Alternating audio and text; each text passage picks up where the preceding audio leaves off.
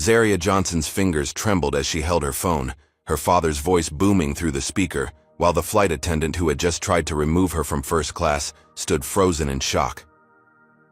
"Do you know who my daughter is?" The entire cabin fell silent as passengers strained to hear the conversation. The flight attendant's face drained of color when she realized she'd just demanded that the daughter of World Air's largest minority investor give up her seat for a white businessman who hadn't even paid for first class. Would this become the biggest mistake of Brenda Miller's career? Before we dive into this shocking story, let me know where you're watching from. If you believe in standing up against injustice wherever it appears, hit that like button and subscribe to stay updated on powerful stories of courage and accountability. Now let's see how this unbelievable situation unfolded. Zaria Johnson had been looking forward to this flight for months. As a 20-year-old Black Harvard pre-law student, she had meticulously saved her airline miles for this premium experience. A first-class ticket from Atlanta to New York. She couldn't help but feel a surge of pride as she boarded ahead of other passengers, her designer carry-on rolling smoothly behind her. This was a taste of the success she had worked so hard for. A small reward for maintaining her perfect GPA despite the additional challenges she faced as one of the few Black students in her program. The moment she stepped into the first class cabin, however, she noticed flight attendant Brenda Miller's expression shift from professional courtesy to barely concealed suspicion. While the blonde, middle-aged attendant had been warmly greeting other passengers, her smile vanished when Zaria approached. "Ticket, please," Brenda demanded, her tone noticeably sharper than it had been with previous passengers. Zaria handed over her boarding pass, maintaining her composure despite the sudden change in atmosphere. Brenda scrutinized the ticket, flipping it over unnecessarily. "And may I see your ID as well?" she asked, despite not having requested identification from any of the white passengers who had boarded before Zaria. "Of course," Zaria replied politely, retrieving her driver's license from her wallet. As Brenda compared the ID to the boarding pass, Zaria noticed several white passengers settling into their seats without any additional verification. After a prolonged examination, Brenda reluctantly handed back the documents. "Seat 3A is by the window," she said flatly, without the welcome aboard she had offered to others. Zaria found her seat and stowed her bag, trying to brush off the uncomfortable interaction. She was determined to enjoy this experience. After all, she had earned it. As she settled into the plush leather seat, she couldn't help but notice how Brenda continued to glance in her direction, as if expecting her to steal the silverware. Just as the boarding process was nearing completion, a commotion erupted at the entrance to first class. Kenneth Reynolds, a white businessman in his 50s wearing an expensive suit, was arguing with another flight attendant. "This is unacceptable," he boomed, loud enough for the entire cabin to hear. "I'm a Platinum Elite member. There must be some mistake with my booking." Brenda rushed over to assist, immediately adopting a sympathetic expression entirely absent from her interaction with Zaria. "What seems to be the problem, sir?" "I always fly first class," Kenneth insisted, waving his economy ticket dismissively. "I don't know how this happened, but it needs to be fixed." Without checking the computer system or consulting anyone, Brenda nodded reassuringly. "Let me see what I can do for you, Mr. Reynolds." To Zaria's astonishment, Brenda immediately headed straight toward her, a determined look on her face. "Excuse me, miss," she said, her voice dripping with false politeness. "It appears we have an overbooking situation in first class." Zaria blinked in confusion. "Overbooking? But I checked in yesterday and confirmed my seat." "Yes, well, sometimes these things happen," Brenda replied dismissively. "Mr. Reynolds here is one of our most valued Platinum Elite members, and we need to accommodate him. There's a nice seat available in economy, plus that we can move you to." Zaria felt heat rising to her face as she realized what was happening. "I'm sorry, but I paid for this seat with my miles. I checked in on time. There's no reason I should have to move." Brenda's expression hardened. "Perhaps you don't understand how these things work. When overbooking occurs, we have to make adjustments based on passenger status." "But there is no overbooking," Zaria pointed out, gesturing to the seat next to her that remained empty. "And that man doesn't have a first-class ticket. I do." Several passengers had begun to take notice of the confrontation. A middle-aged woman across the aisle had discreetly taken out her phone and appeared to be recording. Kenneth Reynolds stood behind Brenda, a smug expression on his face. "I'm going to have to insist," Brenda said, her voice rising. "If you refuse to comply with crew instructions, we have the authority to have you removed from the aircraft." The threat hung in the air. Zaria felt a mixture of humiliation and rage building inside her. She had done nothing wrong, yet here she was, being publicly singled out and threatened. "This is because I'm black, isn't it?" Zaria asked quietly, her voice steady despite her trembling hands. Brenda's eyes widened.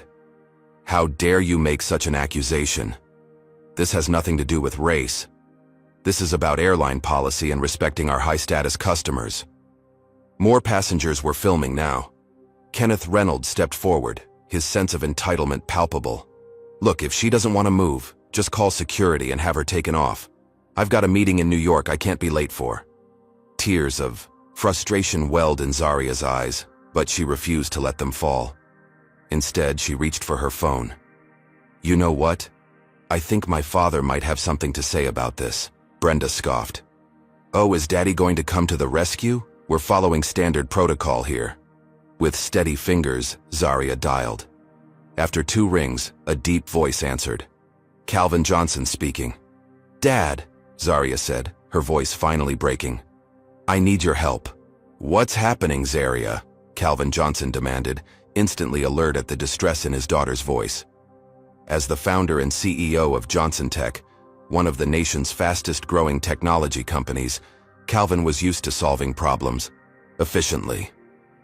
Zaria quickly explained the situation, her voice growing steadier as she recounted the discriminatory treatment. The entire first-class cabin had fallen silent, passengers straining to hear the conversation. "Put the flight attendant on the phone," Calvin instructed, his voice calm but edged with steel. Zaria held out her phone to Brenda, who hesitated, before taking it with visible reluctance. "This is Senior Flight Attendant Brenda Miller," she said in her most professional tone. What followed was a one-sided conversation that left Brenda's face draining of color with each passing second. The passengers couldn't hear Calvin's words, but the effect was immediate. "Yes, sir," Brenda stammered. "I wasn't aware." "No, sir." "I understand, sir." Kenneth Reynolds shifted uncomfortably, sensing the tide turning. Brenda's hand was now visibly shaking as she held the phone. "The pilot?" she squeaked. "Yes, of course. Right away, sir." Brenda hurried to the cockpit, returning moments later with the captain himself, a distinguished man in his 50s. She handed him the phone with a look of dread. "Captain William?" "Dave is speaking," he said confidently. Then his expression changed dramatically. "Mr. Johnson, the Calvin Johnson." He listened intently. "I had no idea, sir. Yes, I'm aware of your company's significant investment in World Air. This situation is completely unacceptable, and I assure you, it will be addressed immediately." The captain handed the phone back to Zaria, then turned to Brenda with a stern look. "Ms. Miller, Mr. Reynolds needs to return to his assigned seat in economy immediately." Kenneth's face contorted with rage. "This is outrageous. Do you know who I am? I'm the executive vice president at Reynolds Financial." "Sir," the captain said firmly, "you purchased an economy ticket. We cannot and will not displace a rightfully seated first-class passenger to accommodate you. Please return to your assigned seat, or we'll have to deplane you before departure." Security was called, not for Zaria, but to escort Kenneth back to economy when he refused to move voluntarily. As he was led away, he shouted threats about calling the airline CEO himself and ensuring everyone lost their jobs. Once the commotion settled, the captain personally apologized to Zaria. "Ms. Johnson, on behalf of World Air, I want to express our deepest regrets for this incident. Please enjoy your flight, and everything will be complimentary today." Brenda had been ordered to stay away from the first-class cabin for the remainder of the flight. Another attendant, a young black woman named Tasha, took over service with genuine warmth and professionalism. As the plane finally took off, Zaria stared out the window, her emotions a complex mix of relief, lingering anger, and discomfort. Yes, she had won this battle, but only because of who her father was. What about all the other black passengers who didn't have a powerful parent to call? How many of them had been forced to give up their rightfully purchased seats because they lacked the connections to fight back? During the flight, several passengers approached to express support and share their own stories of discrimination. One elderly black woman quietly thanked her for standing her ground, saying, "In my day, we just had to take it. I'm proud to see young people like you fighting back." When they landed in New York, Zaria was surprised to find a team of World Air representatives waiting at the gate, led by the regional customer service director. They apologized profusely and assured her that the incident was being taken seriously. "We've already begun an investigation," the director explained. "Ms. Miller has been suspended pending the results, and we want to assure you that World Air does not tolerate discrimination of any kind." What Zaria didn't realize yet was that multiple videos of the incident had already been uploaded to social media while they were in the air. The hashtag #FirstClassWhileBlack was beginning to trend, and her private stand against discrimination was about to become very, very public. What would you do if you were in Zaria's position? Would you have stood your ground like she did, or would you have moved to avoid confrontation? Comment number 1 if you would have held firm, or number 2 if you think it wasn't worth the trouble. Don't forget to hit that like button if you believe everyone deserves to be treated with respect regardless of their race. And subscribe to hear more stories about people standing up against discrimination. Now, as Zaria's story goes viral, how do you think the public will react? Will World Air's response be genuine or just damage control? Stay tuned to find out. By the time Zaria checked into her New York hotel that evening, her phone was exploding with notifications. The videos taken by fellow passengers had spread like wildfire across social media platforms. One clip, which captured the moment the captain returned from speaking with her father, had already garnered over 2 million views in just a few hours. "Oh my God," Zaria whispered, scrolling through her Twitter feed. The hashtag #FirstClassWhileBlack was trending nationally, with thousands sharing their own experiences of discrimination on airlines and in other settings. Travel rights.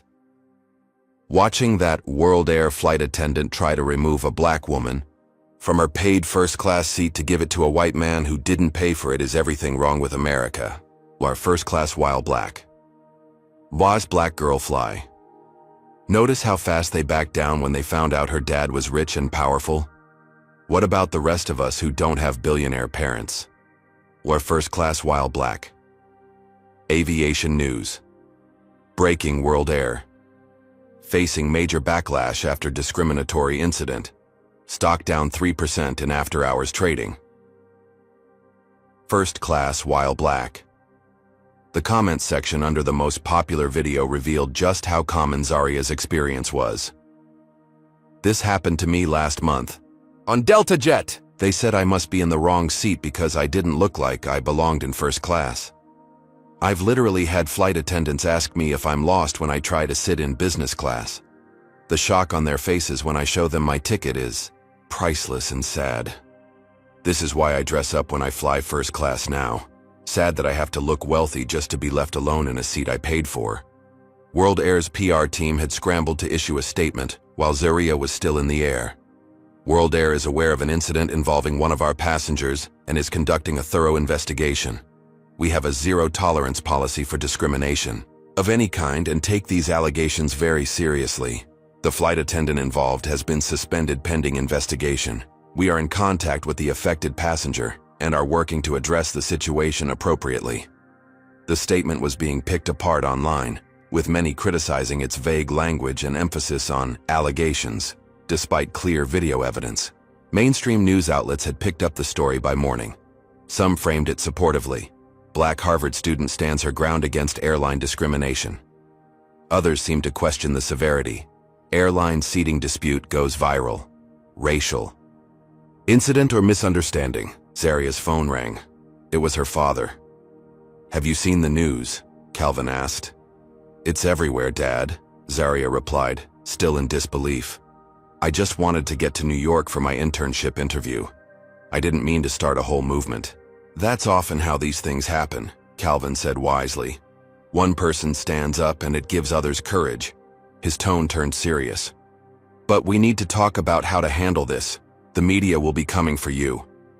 As if on cue, Zaria's other line beeped. An unknown number. That's probably them starting now, Calvin said.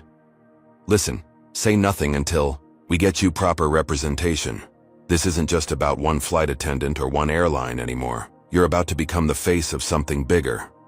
Calvin was right. Within hours, Zaria had received interview requests from major networks, including CNN, MSNBC, and even Fox News. Her social media follower count had jumped from a few hundred to over 50,000 overnight. World Air released an updated statement, announcing that senior flight attendant Brenda Miller had been suspended without pay, pending a full investigation, and that they were implementing additional diversity training for all staff. Meanwhile, internet sleuths had identified Kenneth Reynolds, the businessman who had demanded Zaria's seat. His company, Reynolds Financial, was facing its own backlash as people flooded their social media accounts with comments about the incident. Reynolds issued a statement through his company's PR team. There was a misunderstanding regarding airline seating arrangements. At no point did I request that anyone be removed based on their race. I regret if my actions were perceived otherwise. The non-apology only fueled more outrage. As news of the incident spread, so did the hate mail. Zaria's university email inbox filled with messages ranging from disappointingly racist to frighteningly violent. Go back to flying economy where you belong. Playing the race card to get special treatment. Typical. People like you are what's wrong with this country. Watch your back. That last one made Zaria's blood run cold. She forwarded it to campus security, who promised to monitor the situation. Her roommate Taylor called from campus. Zaria, people are going through your Instagram and Twitter looking for anything they can use against you. They're even contacting people who've taken pictures with you asking for dirt. What? Why would they do that? Zaria asked, genuinely bewildered. Because you're threatening the status quo, Taylor explained. You're showing what black people go through every day, and some people would rather discredit you than face that reality. Zaria sat on her hotel bed, the weight of what was happening finally sinking in. She had stood up for herself on that plane, but now she was standing for something much bigger. The question was she ready for what would come next? The following morning, Zaria woke to discover that the narrative had begun to shift in disturbing ways. While scrolling through her phone, she noticed several conservative news outlets had picked up the story with a decidedly different spin. Privileged daughter of tech billionaire uses father's influence to bully airline staff. Race card. Black student plays victim to get special treatment on flight. World Air employee suspended for doing her job. The untold story. One particularly inflammatory article featured a quote from an anonymous World Air employee. What the K videos don't show is how disruptive Ms. Johnson was before the recording started. She was argumentative with the crew from the moment she boarded, demanding special treatment and making other passengers uncomfortable. The senior flight attendant was simply following protocol for disruptive passengers. Zaria stared at the screen in disbelief. She had been nothing but polite throughout the entire ordeal. This was a complete fabrication. Meanwhile, Kenneth Reynolds had secured an interview on a major morning news program. Looking polished and sympathetic, he recounted a version of events that barely resembled reality. I was simply asking about available seating options as a frequent flyer when this young woman started making accusations of racism, he claimed. Next thing I know, she's on the phone with her father, threatening to have everyone fired. If anyone was discriminated against, it was me. I was treated like a criminal just for making a routine inquiry. The show's host nodded sympathetically, without challenging any of his claims. Social media had become a battleground. While many continued to support Zaria, a counter hashtag had emerged. Schweizer boycott World Air, bizarrely framing the airline as the victim for suspending Brenda. What was even more disturbing was the leaked internal memo from World Air executive leadership that someone had anonymously sent to Zaria. Regarding the Johnson incident, our public strategy is to show appropriate concern while minimizing the EAI racial component. The passengers' claims are impossible to verify. Our legal team advises against any admission of systematic problems. Focus messaging on our commitment to reviewing all passenger interactions rather than acknowledging any specific wrongdoing. Stock price protection must be our priority. Zaria forwarded the memo to her father, her hands shaking with anger. They're trying to make this go away without addressing the real problem. Calvin sighed heavily. I'm not surprised, but I am disappointed. I've already reached out to some of the other major investors. But Zaria, there's something else you should know. He paused. My company is suddenly facing a routine audit from regulators. The timing seems suspicious. You think it's connected? Zaria asked, alarmed. In business, there are no coincidences, Calvin replied grimly. Someone's sending a message. When Zaria returned to Harvard the following week, she felt the atmosphere had changed. Students whispered as she walked by. Some offered support, but others conspicuously avoided her.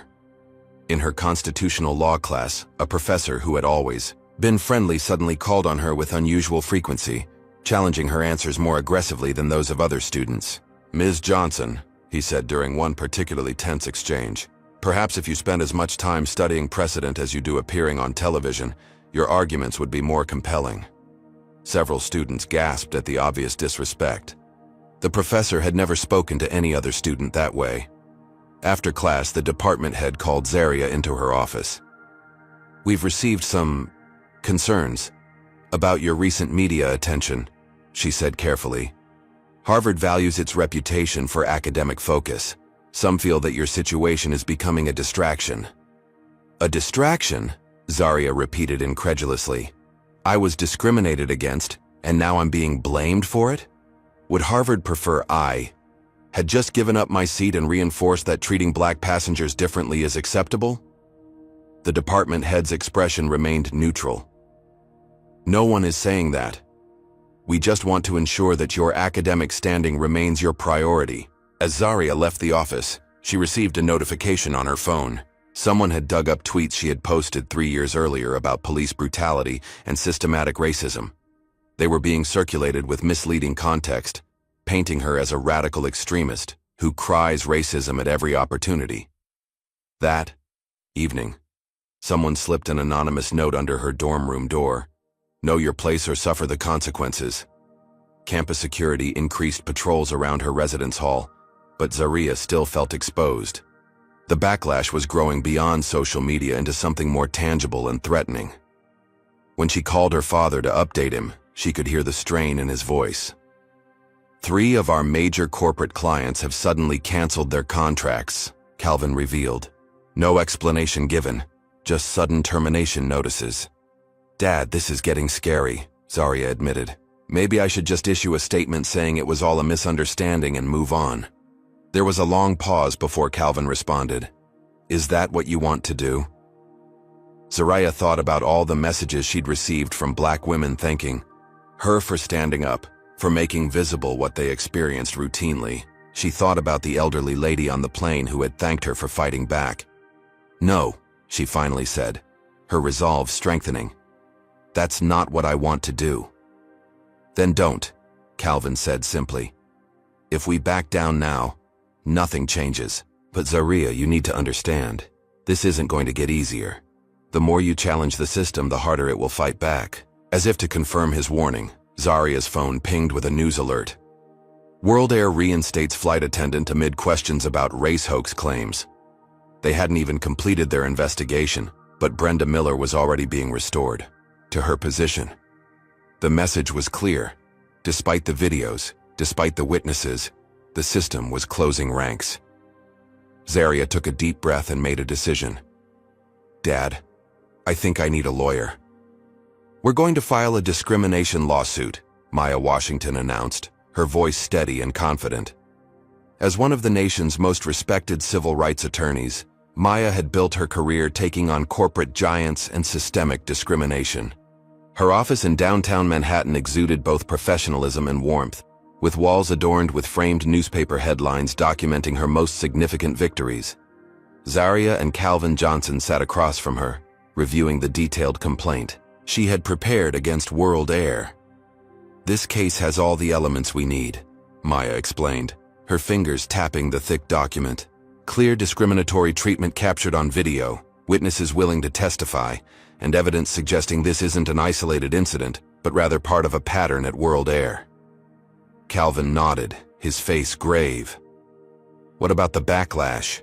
They've already started targeting my company, and Zaria is facing hostility at school. Maya's expression softened slightly. That's unfortunately common in high-profile discrimination cases. The system fights back. But it also tells us they're scared. They wouldn't be working this hard to discredit Zaria if they didn't know she could win. Zaria took a deep breath. I'm ready. Not just for me, but for everyone who's ever been through this without having the resources to fight back. The lawsuit was filed the next morning. Within hours, World Air's aggressive legal team had responded with threats of countersuits for defamation and business interference, claiming Zaria had misrepresented the incident for publicity and financial gain. When asked for comment, World Air's spokesperson released a statement.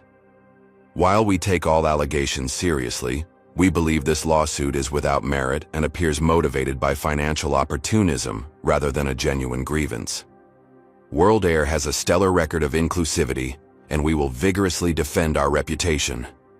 The case progressed to the discovery phase, where both sides could request documents and conduct depositions. Maya insisted on deposing Brenda Miller first, believing the flight attendant's testimony would be crucial. The deposition took place in a sterile conference room at the offices of Baldwin & Schmidt, World Air's prestigious law firm. Brenda arrived flanked by two corporate attorneys who had clearly coached her extensively. Maya started with basic questions about Brenda's training and employment history, gradually building toward the incident in question. Despite the attorney's preparation, Brenda grew increasingly uncomfortable as Maya methodically dismantled her version of events. Ms. Miller, Maya asked, her tone deliberately casual. Could you explain why you checked Ms. Johnson's ticket and ID multiple times when video evidence shows you didn't do the same for white passengers? I check IDs randomly as part of security protocols, Brenda stammered. Randomly? Maya raised an eyebrow. So it's just coincidence that out of 16 first-class passengers that day, the only person whose ID you randomly checked was the only black passenger. One of World Air's attorneys interjected. Objection, argumentative. Maya continued, undeterred. Ms. Miller, was there any legitimate reason why Mr. Reynolds, who held an economy ticket, should have been given a first-class seat over Ms. Johnson, who had a confirmed first-class reservation? Brenda shifted uncomfortably. He was a frequent flyer with status. So World Air's policy is that a white man with status but an economy ticket takes precedence over a black woman with a confirmed first-class ticket? That's not... I didn't mean... Brenda's composure cracked. Look, we're trained to accommodate certain types of passengers, the preferred passengers. And what does a preferred passenger look like to you, Ms. Miller? The room fell silent. After a long pause, Brenda whispered, like Mr. Reynolds, I suppose. The World Air attorneys looked stricken. One frantically scribbled a note and slid it in front of Brenda, but the damage was done. Maya pressed on. Have you received specific training about accommodating white passengers over others? Not explicitly, no, Brenda admitted. But there's an understanding. We're told to give special attention to our traditional customer base. That's the term they use in training. By the end of the deposition, Brenda had admitted to racial biases in World Air's training and culture that the company had never acknowledged publicly. The discovery process revealed more damning evidence. Internal emails showed a pattern of similar incidents across World Air's network, with customer complaints from minority passengers often flagged as sensitive no response needed in their system. Most shocking was an email chain between executives discussing how to manage the optics of passenger demographics in premium cabins to maintain the comfort of our core customer base. The messages stopped just short of explicitly stating that core customers meant white passengers, but the implication was unmistakable. As these revelations began leaking to the press, Kenneth Reynolds filed his own lawsuit against Zaria for defamation, claiming she had maliciously mischaracterized him as racist, causing substantial damage to his reputation and business. Meanwhile, Zaria faced growing pressure at Harvard. Anonymous complaints had been filed questioning her academic integrity, forcing her to defend papers and exams she had completed. Though the investigations found no wrongdoing, the process itself was draining and distracting. The preliminary hearing for Zaria's case against World Air attracted substantial media attention. Reporters packed the courtroom as Maya presented their evidence of systematic discrimination. World Air's attorneys argued that the incident was a regrettable misunderstanding, influenced by factors other than race. Judge Richard Harmon, a stern man in his 60s with a reputation for conservative rulings, surprised observers with his comments during the hearing.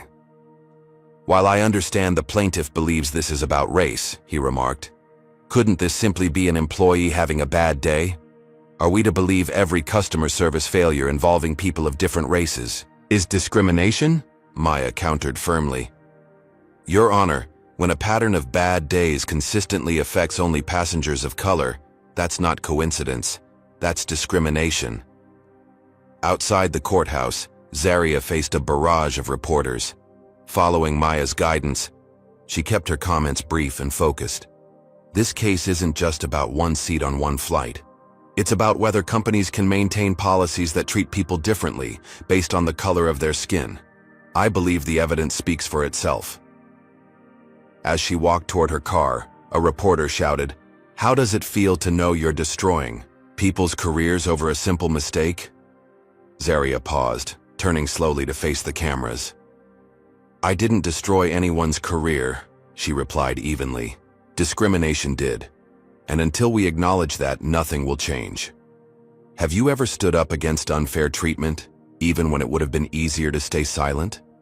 Comment number 1 if you've challenged discrimination in your own life, or number 2 if you're inspired to be more courageous after hearing Zaria's story. Don't forget to hit that subscribe button if you believe in fighting for justice no matter the personal cost. And if this story has moved you, give it a thumbs up to help others find it too. As this legal battle heats up, what do you think will happen next? Will the discovery of internal emails be enough to prove systemic discrimination? Or will World Air find a way to dismiss these revelations? Let's find out in the next part of this incredible true story. The email arrived at 2:37 a.m., sent from an anonymous account to Maya Washington's firm address. The subject line read simply, "What World Air doesn't want you to know." Maya almost dismissed it as spam until she noticed the attachment. An internal World Air document labeled Passenger Allocation Algorithm, Confidential. After scanning it for viruses, she opened the file and immediately called Zaria. "I just received something you need to see," Maya explained, her voice tense with suppressed excitement. "Someone inside World Air is blowing the whistle." The document detailed an algorithm used by World Air's booking system that systematically flagged demographic anomalies in premium cabins and identified passengers for potential reallocation during crowded flights. While carefully avoiding explicit racial terminology, the algorithm used proxies such as passenger names, addresses in predominantly minority neighborhoods, and even profile photos from linked frequent flyer accounts to assign customer experience priority scores. "They've been systematically pushing minorities out of first class," Maya explained. "And they built an entire system to do it while maintaining plausible deniability." The anonymous whistleblower had included additional documents, training materials instructing gate agents on how to approach reallocations with minimal resistance, and statistics showing that black passengers were 16 times more likely to be downgraded than white passengers with identical ticket types and status levels. Maya immediately filed the new evidence with the court. World Air's attorneys scrambled to have it dismissed, claiming the documents were obtained illegally, but Judge Harmon allowed them with the caveat that the source's identity would need to be revealed eventually. As Zaria and Maya dug deeper into the evidence, they discovered something even more disturbing. Kenneth Reynolds wasn't just an angry passenger. His investment firm had significant holdings in World Air's parent company, and he personally sat on advisory boards with several of World Air's executive team members. This wasn't random, Zaria realized. He specifically targeted me, knowing the crew would back him up. Calvin Johnson made his own discovery while reviewing his company's investment portfolio. The investment firm that manages our World Air stake has been concealing information from us, he told Zaria during their weekly strategy call. They've been deliberately omitting the airline's internal reports on passenger treatment from the materials they provide to minority investors. How is that legal? Zarya asked. It's not, Calvin replied grimly, but proving it would require access to documents they'll fight to keep sealed. The case took another troubling turn when a financial journalist uncovered connections between Judge Harmon and World Air's leadership. The judge had received over $50,000 in speaking fees from conferences organized by subsidiaries of World Air's parent company in the years before taking the bench. While not technically illegal if disclosed properly, the potential conflict of interest cast a shadow over his impartiality. Meanwhile, sources within the FBI leaked to major news outlets that they had opened a preliminary investigation into World Air's business practices, focusing on potential violations of civil rights, laws and public accommodations. As the pressure mounted, Zarya received an unmarked envelope at her campus apartment. Inside was a single sheet of paper with a typed message. Drop the case. Your father's company, your academic future, your safety, all at risk. This is your only warning. Zarya immediately reported the threat to both campus security and the FBI, but the damage to her sense of security was done. She found herself constantly looking over her shoulder, startling at unexpected sounds. Calvin faced his own pressures. Several business partners approached him privately, expressing concerns about his daughter's lawsuit and suggesting it might be better for everyone if she agreed to settle quickly and quietly. They're afraid, Calvin explained during a late-night call with Zarya and Maya. If World Air goes down for this, a lot of other companies with similar practices could be exposed. The system protects itself. Maya nodded grimly. We've also discovered attempts to hack into our case files. Our IT team caught someone trying to access our servers last night. They're getting desperate. The most frightening incident occurred 3 days before a major hearing. Zarya was crossing the street near the courthouse after a preparation meeting with Maya when a black sedan accelerated through a red light, missing her by inches. A bystander pulled her back just in time. The driver sped away, and despite traffic, cameras in the area, police reported that the vehicle's license plates were obscured and the driver couldn't be identified. That wasn't an accident, Zarya told her father that night, her voice shaking despite her efforts to stay calm. They're trying to scare me off. Calvin wanted to hire private security for his daughter, but Zarya refused. If I show up to court with bodyguards, it changes the narrative. They'll say I'm using my father's money to create drama. Instead, she agreed to Maya's suggestion to vary her routes, never travel alone, and keep location sharing active on her phone at all times. As the case moved forward, World Air's stock price began to suffer. Major institutional investors were quietly reducing their positions, concerned about potential liability and reputation damage. The company's desperate attempts to control the narrative were failing as more employees, emboldened by the whistleblower, began speaking out about the toxic culture. The night before a crucial hearing, Maya received another anonymous email. This one contained a voice recording of a meeting between World Air's CEO, legal team, and Kenneth Reynolds, discussing how to handle the Johnson situation. This needs to go away, Reynolds could be heard saying. Whatever it costs. My contacts at regulatory agencies can keep the heat on Johnson's company indefinitely. Everyone has skeletons. We just need to find theirs. The CEO's response was cautious but damning. Let's be careful about direct threats, but yes, we need this resolved before the algorithm documentation becomes public. The implications go far beyond this one case. Maya immediately sent the recording to her cybersecurity team to verify its authenticity. If genuine, it proved not just discrimination, but a coordinated conspiracy to obstruct justice and intimidate witnesses. The battle lines were drawn. On one side stood Zarya, her determined legal team, and a growing number of whistleblowers. On the other, a powerful corporation willing to use every tool at its disposal, legal and otherwise, to protect its reputation and practices. What had begun as a dispute over an airline seat had exposed an entire system designed to preserve inequality while maintaining plausible deniability. And the system was fighting back with everything it had. The constant stress began taking its toll on Zarya. Once at the top of her class, she now struggled to focus during lectures. Late nights reviewing case documents meant missed assignments. The fear following the near accident had her jumping at shadows, leading to insomnia that further impacted her academic performance. Professor Williams, her constitutional law instructor, called her in after she dozed off during class. "Ms. Johnson, your midterm paper was barely passing quality. This is not the work I've come to expect from you." "I'm sorry," Zaria murmured, exhaustion evident in her voice. "The case is taking more time than I expected." The professor's expression hardened. "While your activism may generate headlines, your primary responsibility is to your education. Perhaps you should consider whether this lawsuit is worth jeopardizing your future for." The following week, Zaria was summoned to meet with Dean Roberts. The university official sat stiffly behind his mahogany desk, a folder open before him.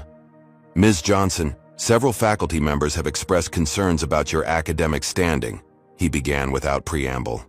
"Additionally, the administration is worried about how your continued media presence might reflect on Harvard's reputation." Zaria straightened in her chair. "My lawsuit against World Air has nothing to do with Harvard."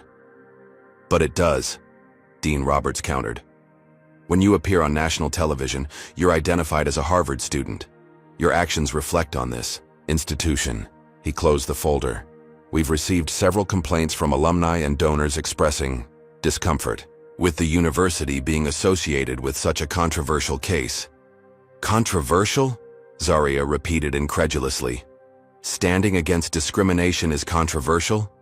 "Perception matters," the dean replied coldly.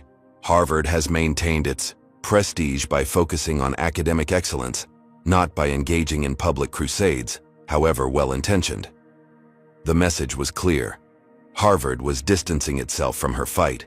Outside the academic sphere, Zaria's social circle had contracted dramatically. Friends who had initially expressed support now avoided her, fearing association might impact their own career prospects. Invitations to study groups and social events had dried up almost entirely. Taylor, her roommate, remained loyal, but even she was feeling the pressure. "Someone stopped me in the dining hall yesterday," she confided. "They asked if I was comfortable living with you, like you're some kind of radical." Zaria tried to laugh it off, but the isolation stung. "Apparently fighting for your rights makes you dangerous." The situation worsened when Zaria returned to their apartment one evening to find the door ajar. Inside, her belongings had been ransacked. Scrawled across her bedroom wall in what looked like red lipstick were the words, "Race baiter" and "Know your place." Campus police documented the vandalism, but seemed skeptical when Zaria suggested it was connected to her lawsuit. "Students pull pranks," the officer remarked dismissively. "It's probably just someone who had too much to drink." Zaria didn't bother arguing. She was learning that many people preferred to dismiss racism rather than confront it. Calvin Johnson faced his own challenges. Johnson Tech, his technology company that had been on a meteoric rise, suddenly found itself losing major contracts. Government bids that had been all but secured were awarded to competitors. Private sector partners were pulling out of deals with vague excuses about restructuring priorities. "It's too coordinated to be coincidence," Calvin told Zaria during their encrypted video call. "Someone's making calls, pulling strings." Their suspicions were confirmed when an old friend in the Department of Commerce quietly informed Calvin that there had been unusual interest in Johnson Tech's government contracts from individuals connected to World Air's parent company. The most alarming incident came when Maya Washington arrived at her office to find the door lock broken and the space thoroughly ransacked. While her computer appeared untouched, physical files related to the World Air case had been rifled through, and a backup drive was missing. "They're getting desperate," Maya observed as police photographed the scene. "This actually gives me hope. They wouldn't be taking these risks if we weren't close to something big." That same day, Zaria's 16-year-old sister Amara called in tears. Students at her private high school had created a social media page mocking Zaria Johnson's race hoax and were harassing Amara with racist comments and memes. "They're saying you made everything up for attention," Amara sobbed. "The teachers aren't doing anything. They say it's just kids having opinions." Hearing her sister's distress was the breaking point for Zaria. She'd been prepared to face consequences herself, but watching her family suffer was almost unbearable. "Maybe we should settle," she suggested during an emergency meeting with Maya and Calvin later that day. "They're offering a substantial amount. We could use it to fund scholarships or support other discrimination cases." Calvin studied his daughter's face, noting the dark circles under her eyes and the tension in her shoulders. "Is that what you want, or what you think you should want?" "I don't know anymore," Zarya admitted. "I started this to stand up for what's right, but at what cost? Your company is suffering. Amara is being bullied. I'm about to flunk out of Harvard. Maybe changing the system isn't worth destroying everything we've built." Maya remained silent, allowing the father and daughter to work through the moment. Calvin leaned forward. "When I started Johnson Tech, everyone told me a black man couldn't succeed in the tech industry without compromising. I refused to believe them. Every door that closed just meant I needed to build my own doorway." He reached for Zarya's hand. "Whatever you decide, I'll support you, but remember why you started this fight." Before Zarya could respond, her phone rang. It was an unknown number, but something compelled her to answer. "Is this Zarya Johnson?" a distorted voice asked. "Yes," she replied cautiously. "I know who's pressuring your father's company. I know why the judge is biased against you. I have proof of Reynolds' connection to World Air's discrimination policies." The voice paused. "Check your email in 5 minutes. After that, this number won't work again." The call ended. Zarya looked up at her father and lawyer, hope flickering for the first time in weeks. "I think we just got another ally." The stress and doubt of the past months had nearly broken her, but in that moment, Zarya remembered something her grandmother used to say. "When the path gets darkest, that's how you know you're heading towards the light." "I'm not settling," she announced, her resolve strengthening. "They're afraid because we're winning. We just need to hold on a little longer." The headline splashed across the Wall Street Journal's front page, shocked Zarya to her core. Tech CEO Calvin Johnson urges daughter to settle discrimination case against World Air. The article quoted Calvin as saying, "While I support my daughter unconditionally, I believe this case has become unnecessarily adversarial. A resolution that acknowledges concerns while allowing all parties to move forward would be in everyone's best interest." Zarya stared at her phone in disbelief. Her father had been her strongest supporter throughout this ordeal. Why would he suddenly undermine their case publicly without even discussing it with her first? She immediately tried calling him, but his assistant said he was unavailable. His text response was equally confusing. "Trust the process. Can't talk now." Within hours, World Air's legal team had reached out to Maya with an enhanced settlement offer, $5 million for Zarya personally, with an additional $15 million to establish a customer relations improvement fund. The catch, a comprehensive, non-disclosure agreement that would prevent Zarya from ever discussing the incident or World Air's policies. Media coverage shifted dramatically.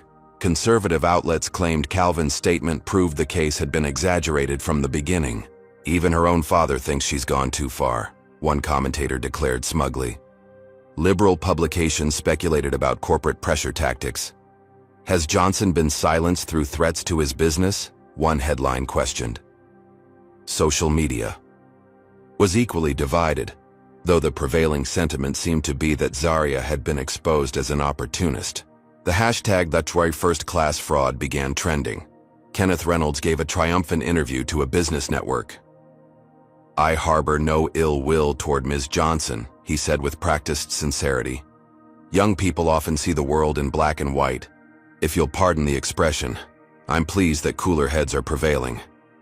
The interview concluded with the news that World Air had completed its internal investigation and reinstated Brenda Miller with additional cultural sensitivity training.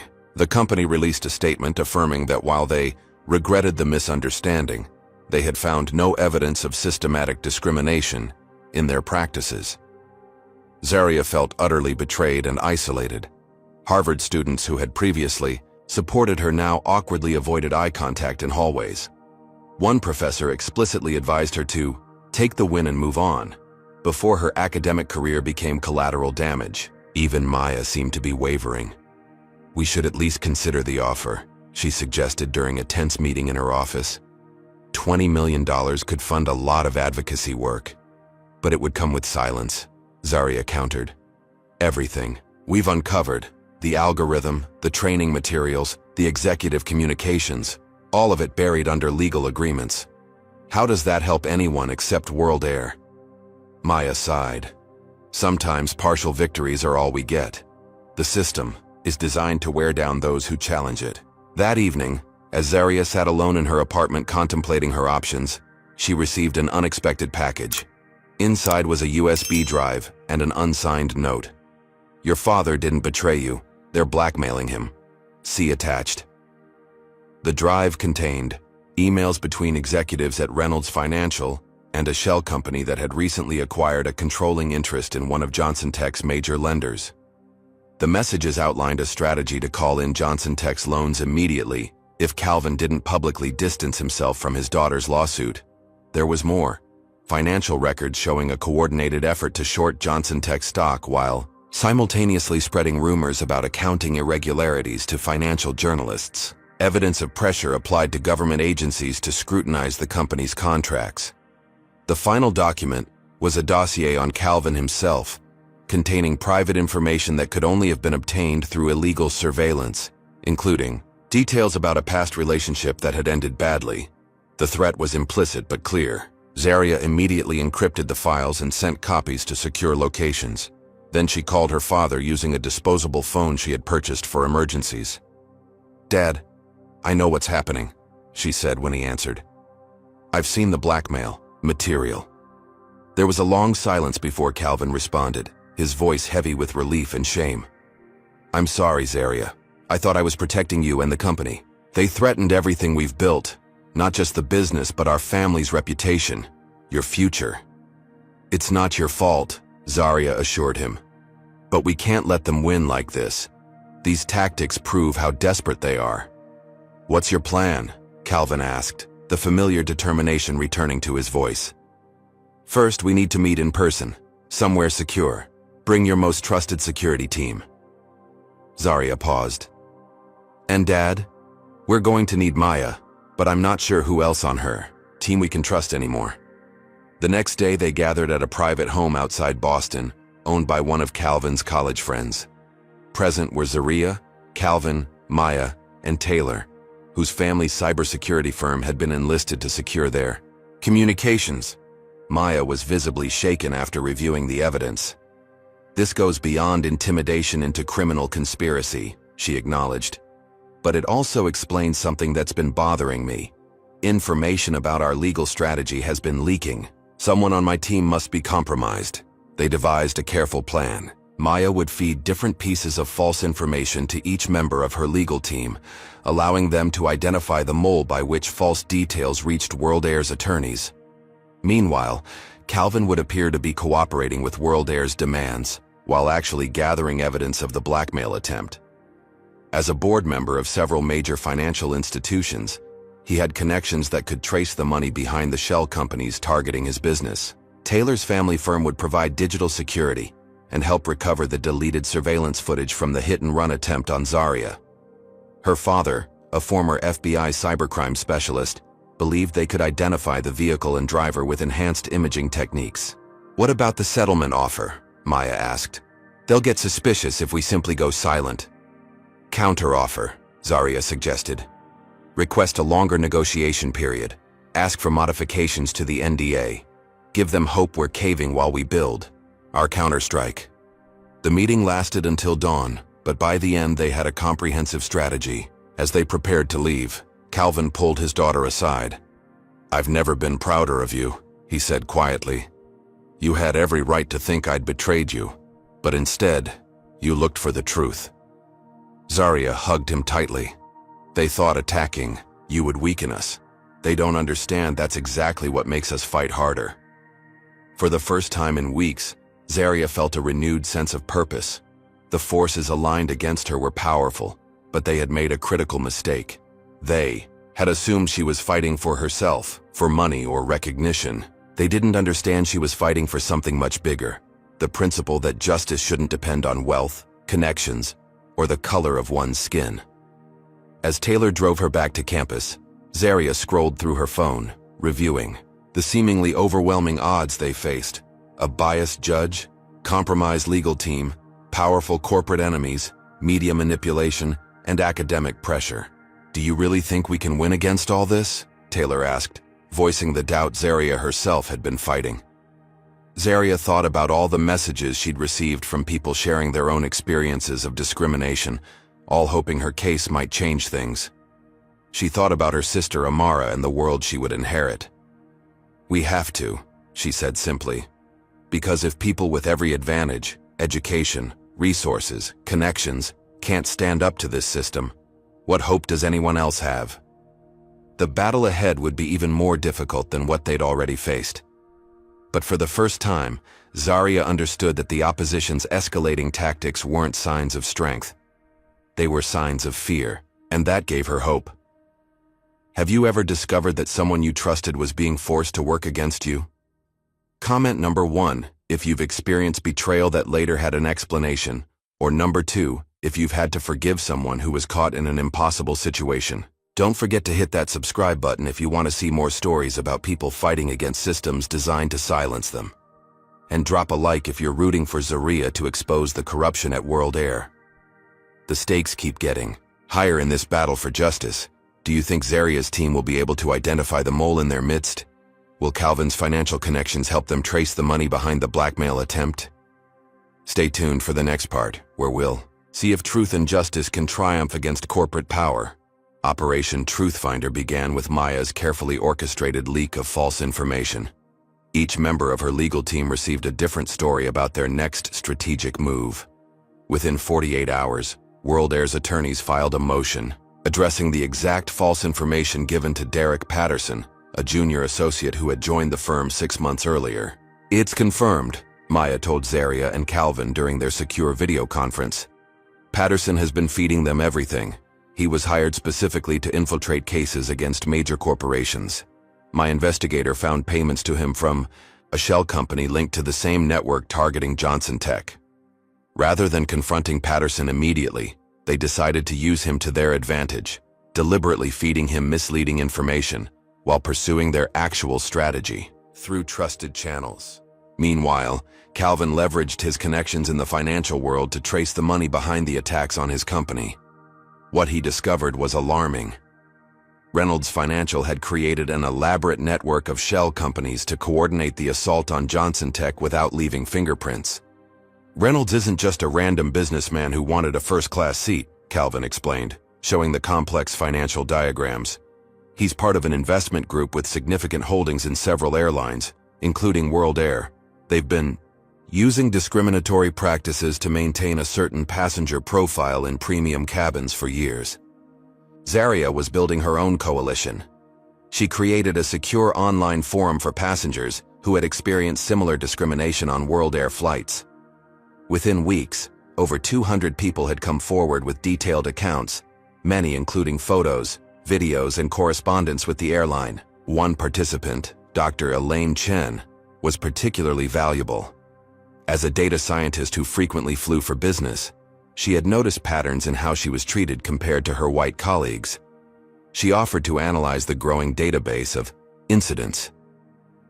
"The statistical evidence is overwhelming," Dr. Chen reported after compiling the data.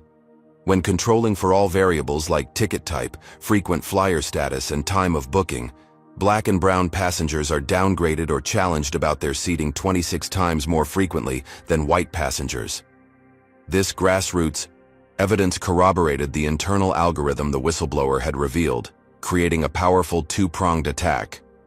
The company's own documents showed intent, while the passenger experiences demonstrated impact. Maya used this new coalition to expand their legal strategy.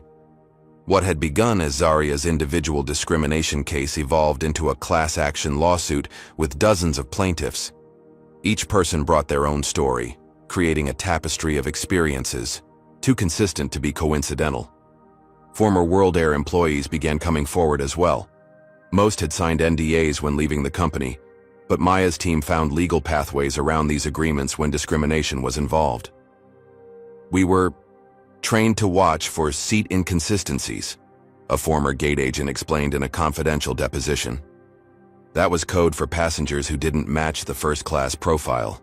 We were told to find creative ways to reseat them, especially if certain high-value passengers needed accommodation. The most damaging testimony came from Aaron Michaels, a former IT contractor who had worked on World Air's passenger management system. The algorithm wasn't a bug, it was a feature, he stated.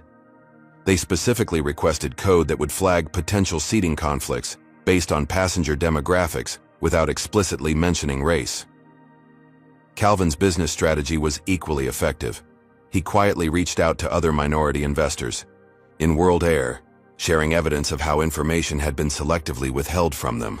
Several major pension funds and sovereign wealth funds that prioritized ethical investment were particularly disturbed by the revelations. Their stock is already down 12%, Calvin reported. 3 board members have quietly sold their shares. They know what's coming. The final piece fell into place when Brenda Miller, the flight attendant at the center of the initial incident, reached out to Maya through an intermediary. After being reinstated with great fanfare, she had been relegated to the least desirable routes and subjected to hostile treatment from management. They used me as a scapegoat, then punished me for drawing attention, she explained tearfully. I've seen how they operate from the inside now. I was wrong about many things, including my own biases, and I want to make it right. Brenda agreed to testify about World Air's training practices, including how flight attendants were taught to identify valued passengers and maintain cabin comfort, euphemisms for prioritizing white customers and minimizing the presence of minorities in premium cabins. The coalition's growing strength didn't go unnoticed. World Air's stock continued to drop as investor concerns mounted. Kenneth Reynolds' company faced its own crisis as the connections to the discrimination algorithm were exposed. Institutional clients, particularly universities and government pension funds with diversity commitments, began withdrawing their investments. Throughout this period, Zaria maintained the appearance of considering settlement negotiations, buying time for their alliance to strengthen and evidence to accumulate. She used the reprieve to focus on her studies, gradually rebuilding her academic standing at Harvard. Most crucially, the anonymous whistleblower continued providing information, including evidence that World Air executives had specifically discussed how to handle Zaria's complaint in ways that would discourage future discrimination claims. They didn't just discriminate, Maya told Zaria after reviewing the latest documents. They had a deliberate strategy to silence complaints that elevates this from a civil rights violation to a potential criminal conspiracy.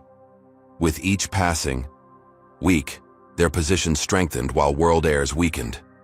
The alliance of passengers, former employees, ethical investors, and legal experts had accomplished what Zaria alone could not. They had shifted the balance of power. During a strategy session at Maya's office, Calvin expressed what they were all feeling. We're no longer just fighting a case. We're revealing an entire system designed to preserve discrimination while maintaining plausible deniability. Zaria nodded. And that's exactly why they fought so hard. This was never about one seat on one plane. It was about who belongs in first class, and by extension, who belongs in the corridors of power in this country. Their alliance had transformed a personal injury into a movement. And movements, unlike individuals, couldn't be silenced, bought off, or intimidated into submission. Maya Washington stood before Judge Harmon, her posture confident despite the gravity of the moment. Your Honor, in light of the substantial new evidence and the significant number of additional plaintiffs, we are filing an expanded class action lawsuit against World Air for systematic discrimination against minority passengers. The courtroom was packed with journalists, legal observers, and many of the plaintiffs who had joined the case. Zaria sat at the front table beside Maya, her expression composed despite the butterflies in her stomach. World Air's lead attorney, James Baldwin, immediately objected. Your Honor, this is clearly an attempt to inflate a simple customer service incident into something it never was. The plaintiffs are engaged in a fishing expedition, attempting to extract a settlement through media pressure and expanding claims. Judge Harmon, who had previously seemed sympathetic to World Air, now faced a dilemma. The financial journalists, Expose of his connections to World Air's parent company had been picked up by major newspapers, casting doubt on his impartiality. Ethics complaints had been filed with the Judicial Review Board. Mr. Baldwin, the judge said carefully, given the number of plaintiffs now involved and the nature of the evidence submitted, I believe this case warrants full exploration. Your objection is overruled. It was their first significant procedural victory. That afternoon, the National Association for the Advancement of Colored People, the American Civil Liberties Union, and several other major civil rights organizations filed amicus briefs supporting the plaintiff's case. Calvin Johnson was executing his own counterattack on the financial front. Using his position as a major investor, he had requested an emergency shareholder meeting to address potentially illegal practices that pose material risks to World Air's business model and shareholder value. Many institutional investors who had initially been reluctant to get involved were now demanding answers. Several had fiduciary obligations that required them to investigate potential misconduct that could impact their investments. World Air's CEO, Richard Blackwell, attempted to reassure the market with a televised interview. These allegations represent isolated incidents that in no way reflect World Air's commitment to serving all passengers with dignity and respect. We are confident that when the facts emerge, our reputation for excellence will be reaffirmed. But the damage control was undermined when World Air's legal team was caught completely unprepared for Maya's next legal maneuver. Instead of focusing solely on the discrimination algorithm, she filed a motion to compel discovery of all communications related to the company's response to Zaria's initial complaint. The cover-up reveals more than the original offense, Maya argued before the court. World Air didn't just discriminate. They orchestrated a campaign to discredit a passenger who spoke up, then leveraged business connections to pressure her family into silence. Judge Harmon, increasingly concerned about how his handling of the case might be perceived, granted the motion. The ruling opened the floodgates to internal emails, meeting minutes, and strategy documents detailing World Air's response to the incident. Meanwhile, Kenneth Reynolds' company faced its own legal crisis. A whistleblower from Reynolds Financial had provided the Securities and Exchange Commission with evidence that the firm had engaged in market manipulation to damage Johnson Tech's stock price. The SEC launched a formal investigation, sending Reynolds Financial's shares plummeting and triggering a run of client withdrawals. The judge, who had previously ruled favorably for World Air, found himself facing increasing scrutiny. After several media outlets reported on his financial connections to the airline's parent company, pressure mounted for him to recuse himself. Your Honor, Maya argued during a hearing, the appearance of impartiality is fundamental to our judicial system. Given the recently disclosed financial relationships between yourself and entities connected to the defendant, we respectfully request your recusal.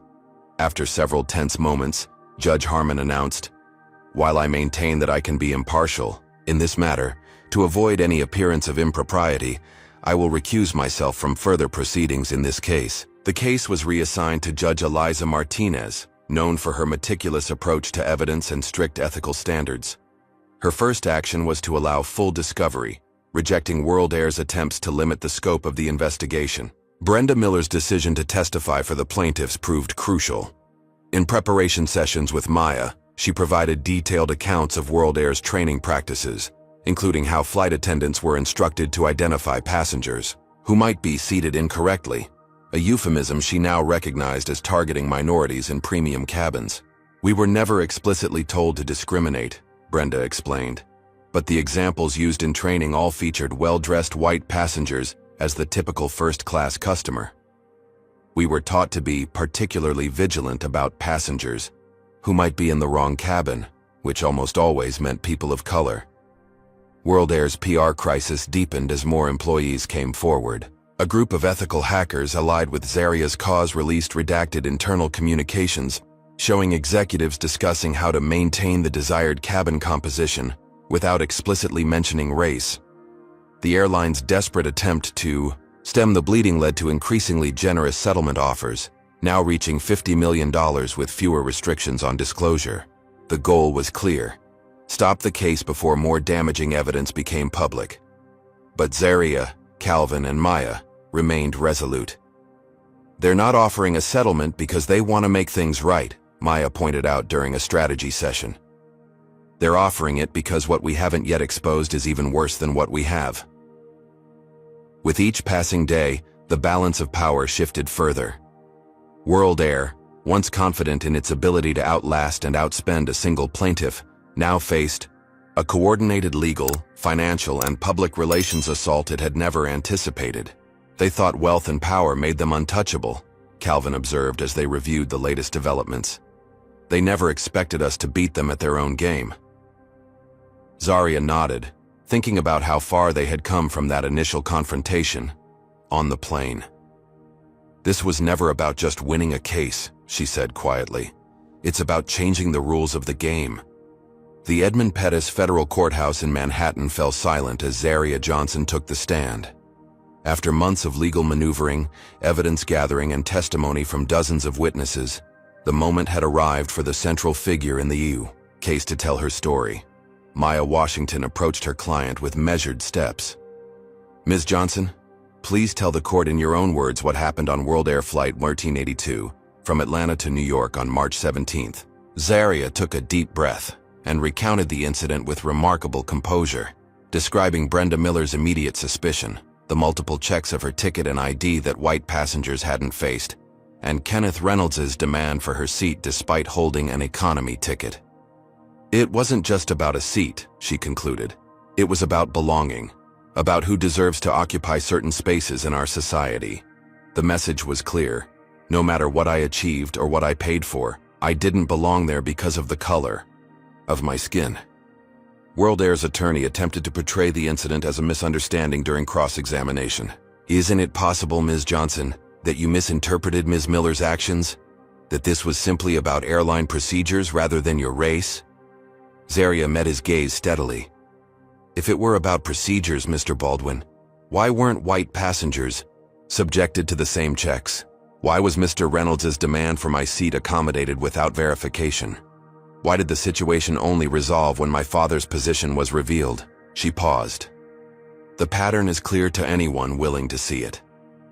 Brenda Miller's testimony the following day created an even greater stir. The flight attendant who had once been the face of World Air's defense now became one of their most damaging witnesses. I believed I was following protocol, she admitted, tears streaming down her face. But I've come to recognize my own biases and how company policies reinforced them. We were trained to identify passengers who looked out of place. In premium cabins, we all understood what that meant without it being explicitly stated. When asked why she had changed her position, Brenda replied simply, because living with a lie was destroying me. Because I want to be part of the solution, not the problem. Kenneth Reynolds took the stand next, his usual confidence noticeably diminished by the SEC investigation into his company. Under Maya's skillful questioning, his carefully constructed narrative began to unravel. Mr. Reynolds, can you explain why you specifically approached Ms. Johnson's seat rather than any of the other occupied seats in first class? As I've stated, it appeared to be available, he replied stiffly. Available? Despite Ms. Johnson clearly sitting in it? From my perspective, she seemed to be gathering her belongings, possibly to move. Maya displayed a still image from the plane's security camera. This was taken 30 seconds before you approached her seat. Does Ms. Johnson appear to be gathering her belongings here? The image clearly showed Zarya comfortably settled, reading a book. Reynolds shifted uncomfortably. My recollection may be imperfect. Let's discuss your relationship with World Air, Maya continued. You've testified that you were simply a passenger, yet evidence shows you've had over 30 meetings with World Air executives in the past year. Can you explain that discrepancy? As Reynolds struggled to justify the contradiction, his testimony devolved into a series of I don't recalls and, to the best of my knowledge, qualifiers that undermined his credibility. The most dramatic moment came when Richard Blackwell, World Air's CEO, was forced to testify. Under oath, he initially denied knowledge of any algorithm designed to identify minority passengers for potential reseating. Maya methodically presented internal emails, meeting minutes, and development specifications that contradicted his testimony. Mr. Blackwell, These documents bear your signature and approval. Are you testifying under oath that you were unaware of what you were approving? Backed into a corner, Blackwell attempted to shift blame to lower-level employees. If such practices occurred, they were not authorized at the executive level. Maya presented one final document, minutes from a board meeting where Blackwell himself had discussed the passenger composition management system and its benefits for maintaining the expected first-class environment. The CEO's face paled as he recognized his own words. His subsequent attempts to explain away the damning evidence only further damaged World Air's case. Outside the courtroom, World Air faced a different kind of crisis. Calvin Johnson had successfully organized a coalition of institutional investors representing over 40% of the company's shares. They had called an emergency board meeting to address the ongoing litigation and its impact on shareholder value. The evidence presented in court points to systematic practices that expose our investment to significant legal and reputational risk, stated the representative from a major pension fund. We demand immediate leadership changes and a complete overhaul of these discriminatory systems. World Air's stock had plummeted 30% since the trial began. Financial analysts were questioning the company's viability if the lawsuit resulted in massive damages and triggered similar cases against other airlines. Kenneth Reynolds' company was in even worse shape. As the SEC investigation expanded to include potential fraud and market manipulation, Reynolds' financial hemorrhaged clients. The firm's stock had lost over 60% of its value, and bankruptcy rumors were circulating on Wall Street. Media coverage, initially divided, had consolidated around a narrative of corporate wrongdoing and systematic discrimination. The whistleblower documents, employee testimonies, and statistical evidence had created a compelling story that even skeptical outlets couldn't ignore. As the trial neared its conclusion, Judge Martinez called both legal teams to her chambers. Based on the evidence presented, I'm inclined to rule for the plaintiffs, she informed them candidly. I strongly suggest World Air consider its position before I issue my ruling. That evening, World Air's board voted to remove Richard Blackwell as CEO. The company's new leadership reached out to Maya with an unprecedented offer. They would accept liability, implement all structural changes requested by the plaintiffs, and establish a substantial compensation fund. But they needed a framework that wouldn't bankrupt the airline. They're capitulating, Maya told Zaria and Calvin during a late-night strategy session. The question now is what victory looks like. What changes will actually transform the industry, not just this one company? Zaria considered the question carefully. This was never about punishing one airline. It was about changing a system that treats people differently based on how they look. She outlined a vision that went beyond monetary damages to fundamental changes in how airlines operated, trained staff, and measured success. As dawn broke over Manhattan, they had crafted a framework for not just resolving the case, but transforming an industry. In the matter of Johnson et al. Versus World Air Inc., the parties have reached a settlement agreement, Judge Martinez announced to the packed courtroom. I have reviewed the terms and find them to be fair, comprehensive, and in the public interest. The historic settlement made headlines worldwide. World Air agrees to record a $137 million discrimination settlement. Landmark airline case transforms industry practices. From first-class confrontation to systemic change, the Johnson settlement. Unlike most corporate settlements, this one came with no confidentiality clauses or NDAs. All plaintiffs were free to share their experiences, ensuring the case would have lasting educational impact rather than being buried in legal archives. The financial compensation was substantial, $75 million divided among the class members who had experienced discrimination, with additional funds for those who had suffered particular hardship. But the structural changes were even more significant. World Air committed to completely redesigning its passenger management system, eliminating any algorithms that could produce discriminatory outcomes. Independent auditors would regularly test the system for bias. The company agreed to overhaul its training programs, with input from civil rights organizations and affected passengers. Brenda Miller, in an unexpected development, became part of the team designing new approaches to customer service based on dignity and equality. Most groundbreaking was the creation of an independent passenger equity monitoring office, with real authority to investigate complaints and recommend disciplinary action when discrimination occurred. As news of the settlement spread, other airlines began preemptively examining their own practices, fearing similar lawsuits. Industry associations convened emergency meetings to develop new standards that would protect companies from similar liability. Kenneth Reynolds faced his own reckoning. The SEC investigation had expanded to include criminal charges for financial fraud, wire fraud, and conspiracy. His company collapsed as clients fled and regulatory penalties mounted. The man who had demanded Zaria's seat now faced the prospect of prison time. Calvin Johnson leveraged his experience to launch an industry-wide initiative for equity in travel, bringing together airlines, civil rights organizations, and regulatory agencies to establish clear standards and accountability mechanisms. Transportation. Justice is economic justice, Calvin explained at the initiative's launch. When we allow discrimination in who can access travel and how they're treated, we reinforce broader inequalities in our society. Zaria took a different path. Using a portion of her settlement, she established the First Class Justice Foundation, providing legal support to victims of discrimination who lacked the resources to fight powerful institutions. The foundation quickly became a respected force in civil rights advocacy, partnering with law schools to train the next generation of equality-focused attorneys. Harvard, which had once pressured Zaria to abandon her fight, now embraced her as a success story. The law school invited her to join a prestigious civil rights clinic as a special student advisor, recognizing the real-world expertise she had gained through her case. Many who had doubted or criticized Zaria publicly acknowledged their error.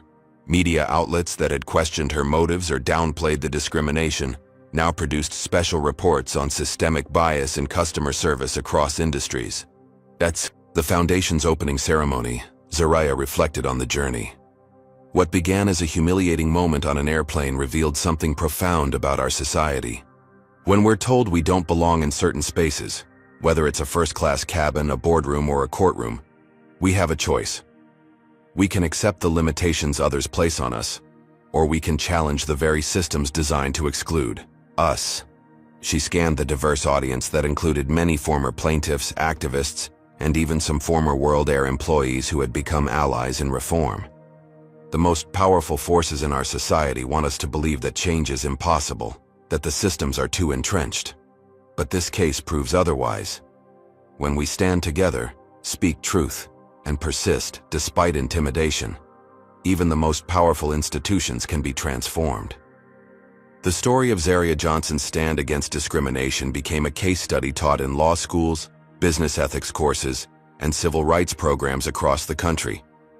What might have remained a private humiliation had become a catalyst for industry-wide transformation. 5 years later, a study by independent researchers found that reported incidents of discrimination on airlines had decreased by 63% since the World Air settlement. The structural changes pioneered in the case had spread throughout the industry, creating new standards of accountability and equity. During a flight to a speaking engagement, Zaria found herself once again in first class. As she settled into her seat, the flight attendant smiled warmly. "Ms. Johnson, it's an honor to have you aboard. Your case changed everything about how we work." Looking around the cabin, Zaria noted the diverse passengers all being treated with equal respect and dignity. She thought about how many people would never know what it had taken to create this change, the threats, the isolation, the moments of doubt and fear. But as the plane rose above the clouds, she felt a profound sense of peace. The fight had been worth every painful moment. Because of her willingness to stand firm that day, countless others would never have to experience what she had endured. The seat beside her remained empty until the last moment, when an elderly black woman boarded and checked her ticket. "Is this 2B?"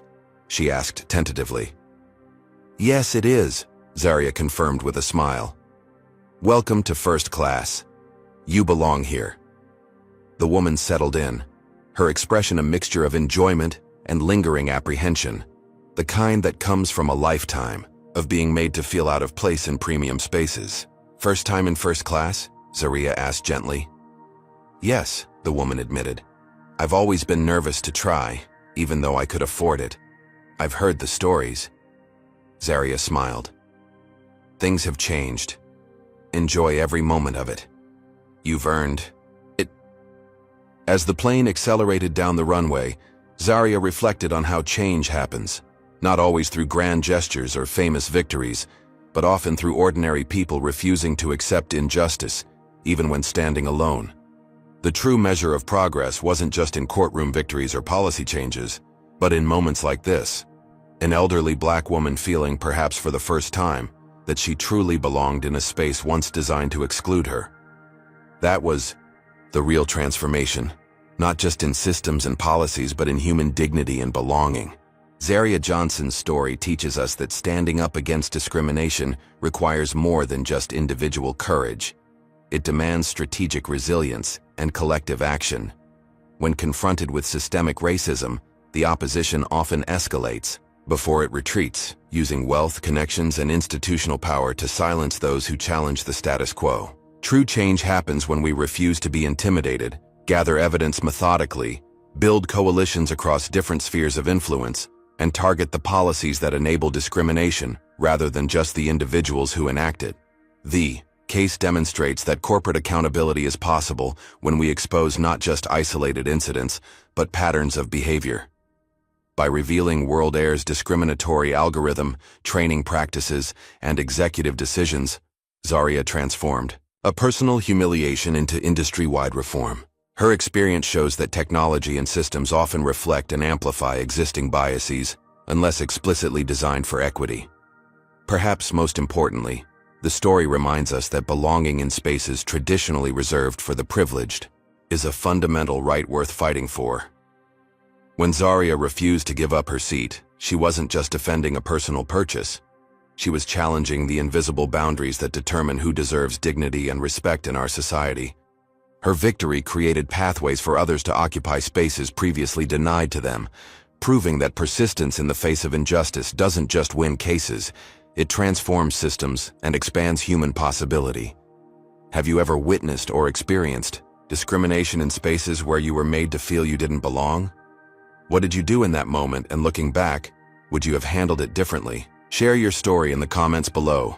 Your experience might give someone else the courage to stand up next time. If this story resonated with you, please hit that like button to help it reach others who need to hear this message of courage and transformation. Subscribe to our channel for more powerful stories about ordinary people creating extraordinary change in the face of injustice. Remember, whether you're standing up against discrimination or supporting those who do, every action matters in creating a world where everyone belongs. Thank you for joining us today, and may you always find the strength to occupy your rightful place with dignity and conviction.